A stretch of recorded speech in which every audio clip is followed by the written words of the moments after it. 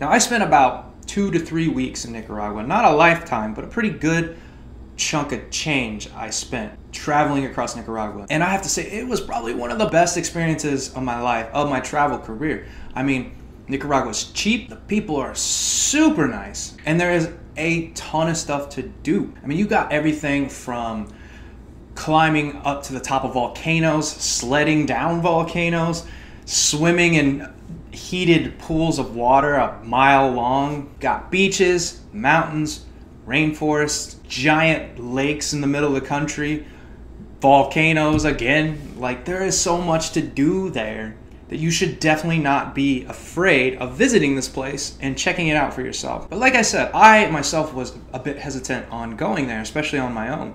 I didn't really know what to expect. And I've heard all these news reports and everything that's supposed to be going on in this country. I wasn't sure if I would be okay going, but actually, no, I did not have a single problem. It didn't matter if I was going out into the clubs at night. It didn't matter if I was taking the public buses places, getting taxis. I never had an issue, not one time. Now, you might be watching this video saying, well, you're a guy, you're a tall guy, a strong guy.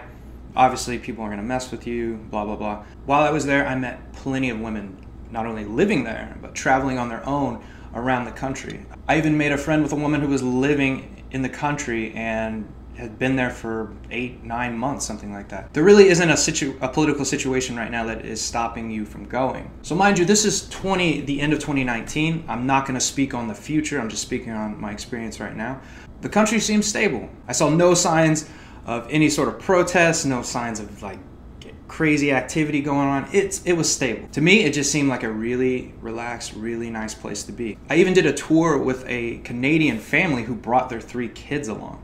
So that has to say something to the area. Now, the political issues that they previously had in the past have definitely taken an effect on the tourist industry in the area. A common theme when I was talking to people in the tourist industry, there's just not as many tourists anymore, and I think it is because of what had happened in the past and the kind of situation that kind of scared people off from going to Nicaragua, which is really a shame. I mean, it was beneficial to me, of course, because the place wasn't like oversaturated with, you know, tourism and all that, tourists and all that, but you know, it really is affecting the tourist industry, which I have to say, it's an amazing place to be a tourist. There's just so much to do there. All in all, I think I fell in love with Nicaragua, especially the city of Granada, one of the most beautiful cities and quiet and just relaxed cities you could ever be in. I'm 100% sure that later this year, I'm going to go back there and get myself an apartment for a few months